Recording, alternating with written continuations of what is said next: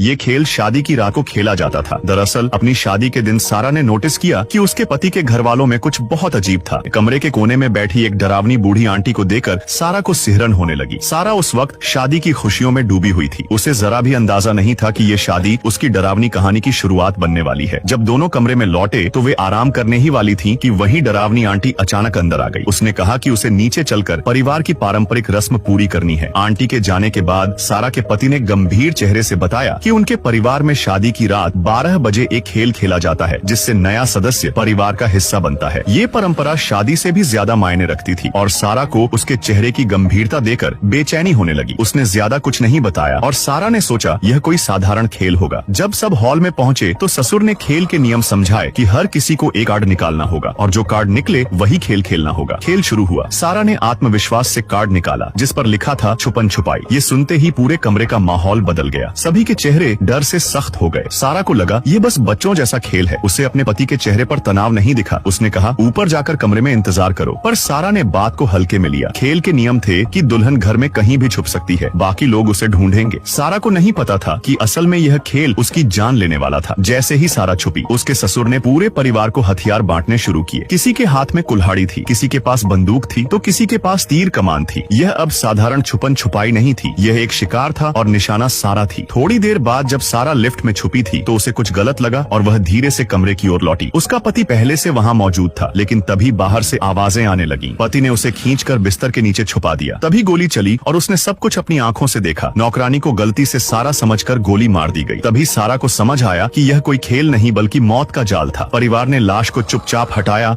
और सारा का पति उसे तुरंत वहाँ से निकाल ले गया। भागते हुए उसने सारा को जूते बदलवाए और सारा को सारा सच बताया कि यह परिवार शैतान से की गई डील के कारण ऐसा करता है। अगर दुल्हन को भोर से पहले नहीं मारा गया तो पूरा परिवार मर जाएगा। उसने बताया कि जो भी इस खेल से इनकार करता है उसे अगले दिन रहस्यमय तरीके से मरा हुआ पाया जाता है। सारा का पति खुद डर के मारे परिवार का विरोध नहीं कर सका। आगे की स्टोरी और इंटरेस्टिंग है। कमेंट करो पार्ट 2।